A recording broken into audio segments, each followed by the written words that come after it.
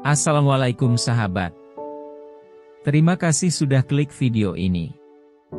Jangan lupa kirimkan sholawat kepada Nabi Muhammad SAW di kolom komentar. Semoga hidup sahabat selalu diberkahi dan dilindungi oleh Allah Subhanahu wa Ta'ala. Amin. Pernahkah kalian mendengar kisah seorang wanita sederhana yang takdirnya berubah drastis? Dari seorang pekerja biasa, ia terjerat dalam cinta, kekuasaan, dan intrik yang mengguncang kehidupannya. Kemewahan dan kehancuran berjalan beriringan, membuatnya harus memilih, bertahan atau jatuh selamanya. Kisah ini penuh dengan drama, pengkhianatan, dan kejutan yang tak terduga. Penasaran? Tonton video ini sampai akhir, dan jangan lupa like, komen, serta subscribe agar semakin banyak kisah menarik yang bisa kami bagikan. Selamat menyaksikan. Kinanti berdiri di tengah kerumunan buruh migran di Bandara Internasional Arab Saudi. Hatinya berdebar, tangannya mengepal erat pegangan koper lusuh yang dibawanya dari Jember. Udara padang pasir yang panas dan kering menyambutnya dengan kasar, seolah mengingatkannya bahwa hidup di negeri asing ini tidak akan mudah. Dengan mata berbinar penuh harapan, ia bertekad mengubah nasib, bukan hanya untuk dirinya sendiri, tetapi juga untuk keluarganya di kampung yang menggantungkan mimpi pada langkah kecilnya. Sesampainya di rumah megah milik Syekh Almas, Kinanti terpana melihat kemewahan yang selama ini hanya ia lihat di televisi. Pilar-pilar marmer berkilauan, lampu kristal menjuntai dari langit-langit tinggi, dan aroma gaharu memenuhi udara, menandakan betapa berkuasanya sang pemilik rumah. Namun, di balik semua itu, suasana di dalam istana megah ini terasa dingin. Para pelayan bergerak tanpa suara, wajah mereka dipenuhi ketakutan seolah menyembunyikan rahasia yang tak boleh diungkapkan. Sejak hari pertama bekerja, Kinanti merasakan ketegangan yang tak terucapkan antara Syekh Almas dan istrinya, Nyonya Saba. Sang Nyonya seringkali memperlakukannya dengan kasar, bukan hanya dengan kata-kata, tetapi juga dengan tatapan penuh penghinaan. "Kamu hanya pembantu. Jangan sampai berani melampaui batas," ucap Nyonya Saba suatu hari, saat Kinanti tak sengaja bertemu tatap dengan Syekh Almas. Perempuan itu melihat segalanya, kilatan mata sang majikan yang berbeda ketika memandang Kinanti. Di balik sosoknya yang garang dan berwibawa, Syekh Almas adalah pria yang kesepian. Rumah tangganya dengan Nyonya Saba dingin tanpa cinta, terutama karena perempuan itu tak mampu memberikannya seorang anak laki-laki. Perempuan-perempuan lain yang pernah dicobanya pun gagal, hanya memberinya anak-anak perempuan yang tak bisa menjadi pewaris sah. Kini, entah mengapa, ia tertarik pada Kinanti, seorang gadis sederhana dari desa yang memiliki cahaya ketulusan di matanya. Suatu malam, ketika Kinanti sedang menyusun handuk di kamar mandi utama, Syekh Almas masuk tanpa peringatan. Tatapan matanya tajam, tapi ada sesuatu di dalamnya, keinginan, kelaparan akan sesuatu yang selama ini tak ia miliki. "Kamu berbeda dari mereka," suaranya berat dan dalam, membuat Kinanti membeku di tempat. Ia sadar posisinya lemah. Satu kesalahan saja, ia bisa diusir, atau lebih buruk lagi, dihukum tanpa ampun. Namun, langkah Syekh Almas semakin mendekat, dan untuk pertama kalinya, Kinanti merasa bahwa takdirnya baru saja mulai berubah. Hari demi hari, perhatian Syekh Almas pada Kinanti semakin nyata. Ia tak lagi membiarkan pelayan lain memperlakukan gadis itu sembarangan. Bahkan, ia mulai memberinya hadiah kecil, kalung emas, pakaian sutra, dan sesekali sekotak kurma istimewa yang hanya disajikan untuk bangsawan. Nyonya Saba merasakan perubahan itu. Wajahnya semakin gelap setiap kali melihat suaminya menatap Kinanti dengan sorot mata yang tak pernah ia dapatkan lagi. Sampai suatu malam, badai gurun mengguncang kota, dan listrik di rumah besar itu padam sejenak. Kinanti yang sedang berada di dapur tersentak saat seseorang menarik tangannya ke dalam gelap. Nafasnya tercekat ketika menyadari siapa yang berada di hadapannya, Syekh Almas. "Jangan takut," bisik lelaki itu. "Aku hanya ingin berbicara." Tapi dalam kegelapan, mereka lebih dari sekadar berbicara.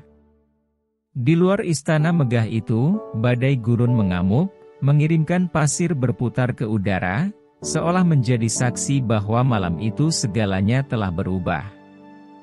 Kinanti yang dulu hanya seorang gadis desa kini berada di jalur menuju sesuatu yang lebih besar, sesuatu yang akan mengubah hidupnya selamanya. Namun, ia belum tahu bahwa setiap kemewahan memiliki harga yang harus dibayar. Badai gurun telah mereda, tetapi badai di hati Kinanti baru saja dimulai. Malam itu, dalam gelap yang membungkus mereka, Syekh Almas tidak hanya mengucapkan kata-kata. Tangannya yang besar dan kuat menggenggam jemari Kinanti, sementara napasnya yang berat memenuhi ruang sempit antara mereka. "Aku lelah dengan kesepian, Kinanti," bisik Syekh Almas, tatapannya tajam namun lembut, penuh gairah yang selama ini tertahan. Kinanti tak mampu bergerak, hatinya bergetar antara ketakutan dan sesuatu yang belum pernah ia rasakan sebelumnya. Ia tahu ini salah. Ia hanya seorang pembantu, tak seharusnya mendekati majikannya. Namun, ada sesuatu dalam cara Syekh Almas memperlakukannya, sesuatu yang membuatnya merasa dihargai, lebih dari sekadar buruh yang bisa diperintah. Malam itu, batas antara tuan dan pelayan runtuh. Dalam kehangatan yang mengikat mereka berdua, Kinanti menyerahkan dirinya pada takdir yang tak bisa ia lawan. Namun, kebahagiaan sesaat itu berubah menjadi ketakutan keesokan harinya. Kinanti menghindari tatapan Syekh Almas, tetapi lelaki itu justru semakin terang-terangan menunjukkan perhatiannya. Setiap pagi, ia memastikan Kinanti mendapatkan makanan terbaik, bahkan menanyakan apakah ia lelah atau membutuhkan sesuatu. Para pelayan lain mulai bergumam, mencurigai hubungan terlarang yang terjalin di balik dinding megah rumah itu. Nyonya Saba adalah orang pertama yang menyadari perubahan itu. Tatapannya semakin tajam setiap kali melihat Kinanti, dan suatu hari, ia memanggil gadis itu ke kamarnya. "Kamu pikir aku bodoh?" Suaranya bergetar, bukan karena emosi biasa, tetapi karena kemarahan yang mendidih. Kinanti menunduk, tubuhnya gemetar, tetapi sebelum ia bisa membela diri, darat di pipinya. "Kau wanita hina. Aku akan pastikan kau menyesal telah merebut sesuatu yang bukan milikmu." Sejak saat itu, hidup Kinanti berubah menjadi neraka. Nyonya Saba memerintahkannya untuk melakukan pekerjaan paling berat, mencuci lantai marmer luas tanpa bantuan, menyiapkan makanan tanpa istirahat, dan seringkali menyiram air dingin ke tubuhnya saat fajar tiba. Namun, tak peduli seberapa keras ia diperlakukan, Syekh Almas tetap melindunginya. "Saba, jangan keterlaluan," ucapnya suatu malam ketika melihat Kinanti menangis diam-diam di dapur. Tetapi Nyonya Saba hanya tersenyum sinis. "Kau yang membuat ini terjadi," jawabnya tajam. Ketegangan itu mencapai puncaknya ketika Kinanti mulai merasakan mual di pagi hari. Awalnya, ia mengira hanya kelelahan, tetapi semakin hari, tubuhnya terasa berat dan lemah. Pelayan tua yang diam-diam bersimpati padanya berbisik, "Kau hamil, Kinanti." Tangan gadis itu langsung menutupi perutnya yang masih rata. "Hamil? Itu berarti, anak Syekh Almas ada di dalam dirinya." Berita itu menyebar cepat, seperti api yang membakar istana megah. Para pelayan berbisik di sudut-sudut rumah, dan saat kabar itu sampai ke telinga Nyonya Saba, ia mengamuk seperti badai. Ia melempar vas mahal ke lantai, pecahannya berhamburan. "Kau pikir kau bisa menggantikanku hanya karena kau mengandung anaknya?" teriaknya, suaranya menggema di seluruh rumah. Namun, sesuatu yang lebih mengerikan terjadi. Syekh Almas masuk dan berdiri di antara mereka. "Aku telah membuat keputusan, Sabah." Suara lelaki itu dingin, tak tergoyahkan. "Aku akan menceraikanmu." Kata-kata itu menghancurkan Nyonya Sabah lebih dari apapun.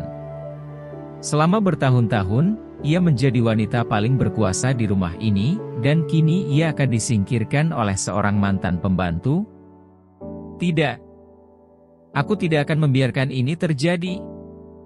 Ia mencoba menyerang Kinanti, tetapi Syekh Almas menahan tangannya.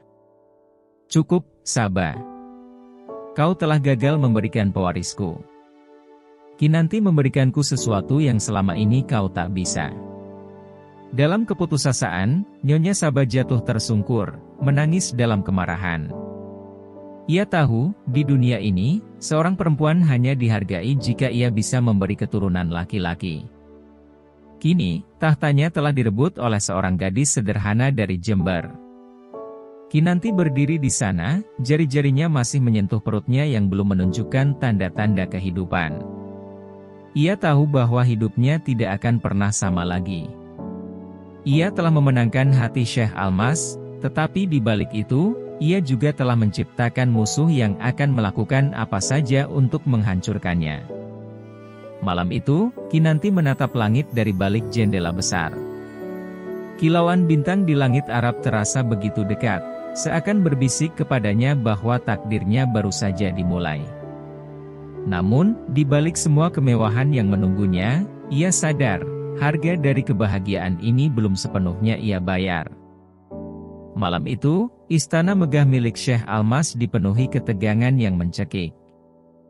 Para pelayan berjalan dengan hati-hati, takut memancing amarah siapapun di antara dua perempuan yang kini bertarung diam-diam demi kekuasaan.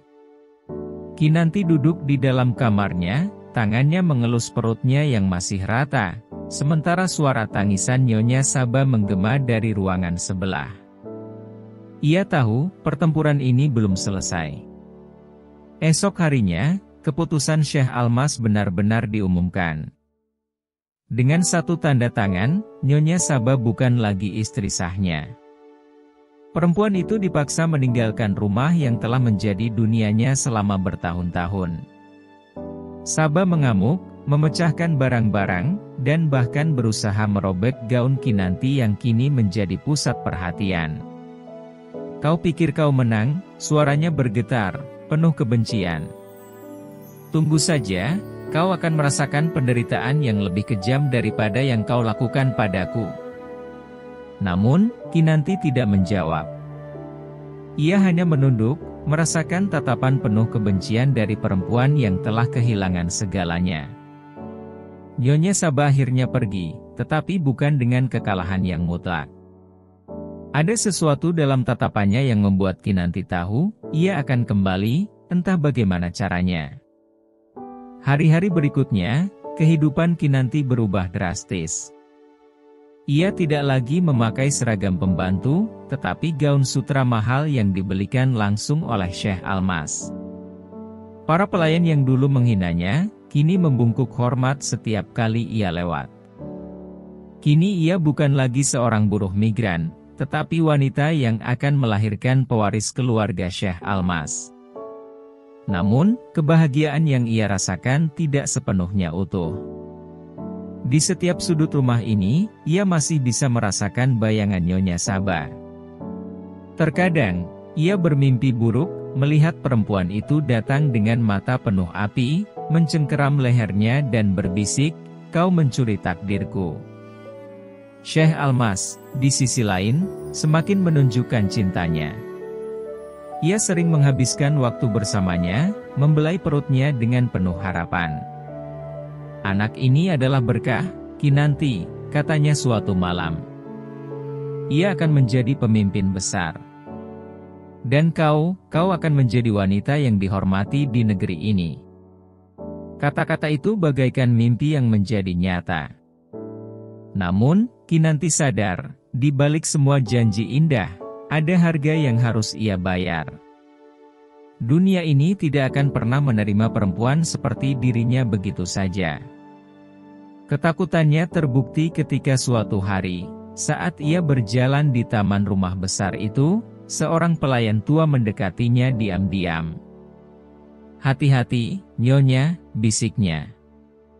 Nyonya Saba masih memiliki pengaruh. Ia tidak akan diam begitu saja. Dan benar saja, keesokan harinya, berita menggemparkan tersebar di seluruh kota. Di koran-koran dan layar televisi, nama Kinanti disebut dengan nada hina. Seorang pembantu merebut suami majikannya, demikian judul berita yang membuatnya merasakan rasa takut yang belum pernah ia alami sebelumnya. Para istri bangsawan mengecamnya, menyebutnya wanita licik yang hanya mengincar harta. Para pria tertawa sinis, menyebutnya keberuntungan yang tidak pantas ia dapatkan. Seorang TKW dari desa kecil di Indonesia, kini menjadi perbincangan seantero negeri, bukan sebagai wanita terhormat, tetapi sebagai pelakor yang merusak rumah tangga seorang pria berkuasa. Syekh Almas mencoba menenangkannya. "Jangan dengarkan mereka," katanya. "Saat anak kita lahir, mereka akan melihat kebenaran." Namun, Kinanti tidak bisa menepis ketakutan yang tumbuh di dalam hatinya. Malam itu, ia duduk di depan cermin besar, menatap pantulan dirinya. Ia mengenakan gaun indah, perhiasan mahal berkilauan di lehernya, tetapi matanya masih sama seperti gadis desa yang dulu tiba di negeri ini dengan koper lusuh. Ia bertanya pada dirinya sendiri, benarkah ini yang ia inginkan? Namun sebelum ia menemukan jawabannya, seorang pelayan tergesa-gesa masuk ke kamarnya. "Nyonya, ada seseorang yang ingin bertemu dengan Anda."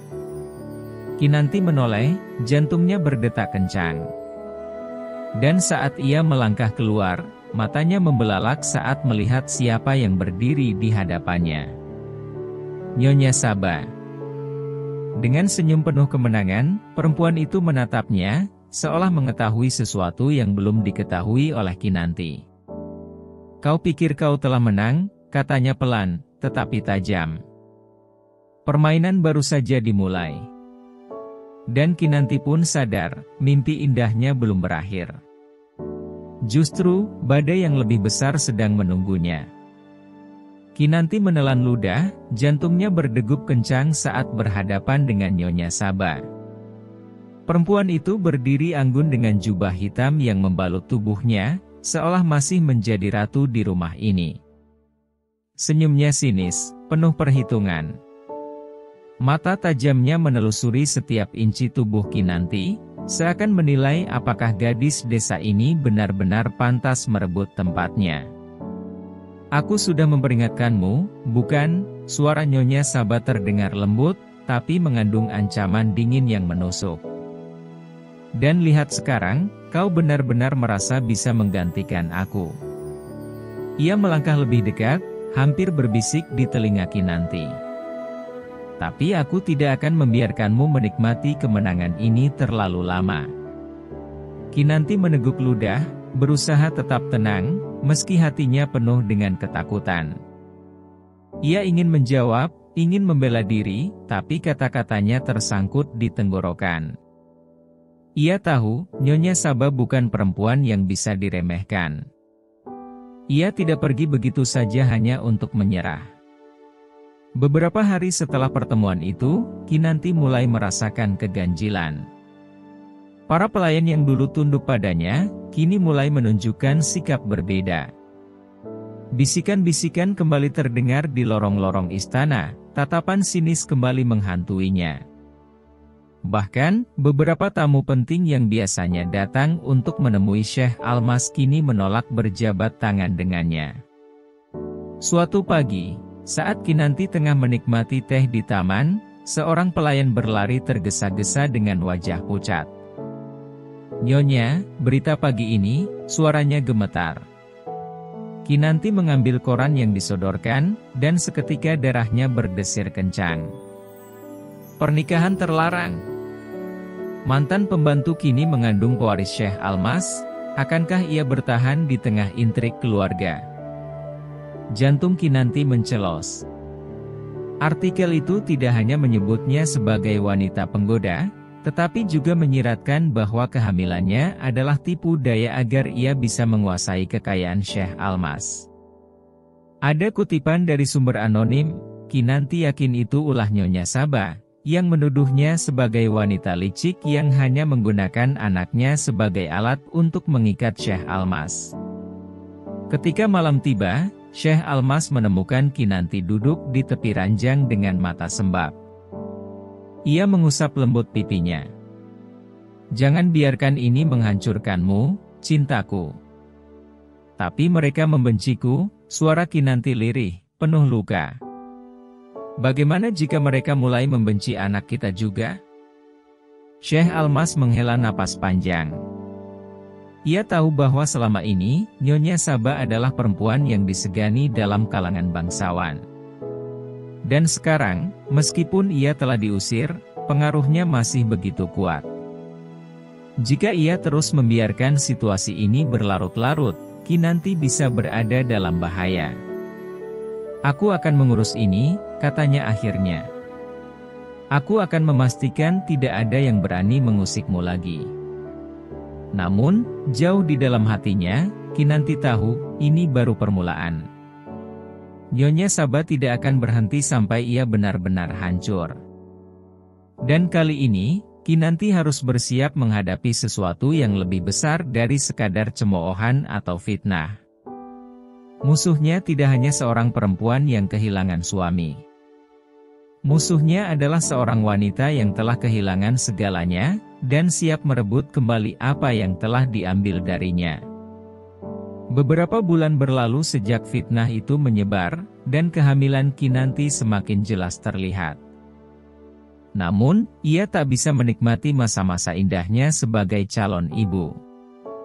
Setiap langkah yang ia ambil di dalam istana terasa seperti berjalan di atas pecahan kaca. Tatapan penuh kebencian, bisikan menghina, serta sikap dingin para pelayan semakin menjadi. Nyonya Saba telah berhasil menanamkan membuat Kinanti terlihat seperti parasit yang hanya menunggu saat yang tepat untuk menggenggam seluruh kekuasaan Syekh Almas. Suatu malam, ketika Kinanti tengah terlelap, ia terbangun oleh suara gaduh di luar kamarnya. Teriakan pelayan menggema di sepanjang koridor. Dengan napas memburu, ia menyeret tubuhnya yang lemah keluar ruangan dan menemukan Syekh Almas berdiri dengan wajah murka. Di hadapannya, seorang lelaki berbaju hitam tergeletak tak berdaya, tubuhnya dipenuhi luka akibat dianiaya para pengawal. "Siapa dia?" tanya Kinanti, suaranya gemetar. Syekh Almas menghela napas berat sebelum menjawab, "Dia bayaran." Dunia Kinanti seakan runtuh saat mendengar kata-kata itu. Matanya melebar, tangannya refleks melindungi perutnya. "Seseorang ingin membunuhku, dan anak ini," desisnya tak percaya. Namun, jauh di dalam hatinya, ia tahu siapa dalang di balik semua ini. Nyonya Saba. Syekh Almas tidak tinggal diam. Esok harinya, ia mengirim orang-orangnya untuk menyelidiki keberadaan Nyonya Saba. Namun, perempuan itu telah menghilang tanpa jejak. Seolah lenyap di telan bumi, tetapi Kinanti tahu bahwa musuhnya tidak akan menyerah begitu saja. Ia hanya menunggu waktu yang tepat untuk kembali. Beberapa minggu kemudian, Kinanti akhirnya melahirkan seorang bayi laki-laki yang sehat. Tangis nyaring anaknya menggema di dalam istana, membawa kebanggaan bagi Syekh Almas dan meneguhkan kedudukannya sebagai pewaris sah. Untuk pertama kalinya, Kinanti merasakan kedamaian. Dalam dekapannya, ia memegang takdirnya sendiri, sesuatu yang dulu mustahil bagi seorang gadis miskin dari Jember. Namun, kebahagiaan itu datang dengan harga yang mahal. Meski kini ia menjadi ibu dari pewaris sah, ia sadar bahwa ia telah kehilangan sesuatu yang tak bisa kembali, rasa tenang dan kepercayaan dari lingkungan sekitarnya. Ia mungkin telah memenangkan hati Syekh Almas, tetapi ia telah menciptakan musuh yang tidak akan berhenti sampai ia benar-benar tersingkir. Bertahun-tahun kemudian, dengan bantuan Syekh Almas, Kinanti akhirnya membuka sebuah toko besar di salah satu pusat perbelanjaan paling megah di Arab. Ia menjadi wanita sukses, hidup bergelimang harta seperti yang tak pernah ia bayangkan. Namun, setiap kali ia melihat bayangan dirinya di cermin, ia sadar bahwa perjalanan ini telah mengubahnya selamanya. Kini, Kinanti bukan lagi gadis desa yang lugu. Ia telah menjadi bagian dari dunia yang kejam, dunia yang tidak mengenal belas kasihan. Dan meski ia telah mendapatkan segalanya, ia tahu bahwa di balik semua kemewahan ini, ia harus selalu waspada. Karena di luar sana, di balik bayang-bayang, Nyonya Saba mungkin masih mengintai, menunggu saat yang tepat untuk membalas dendam.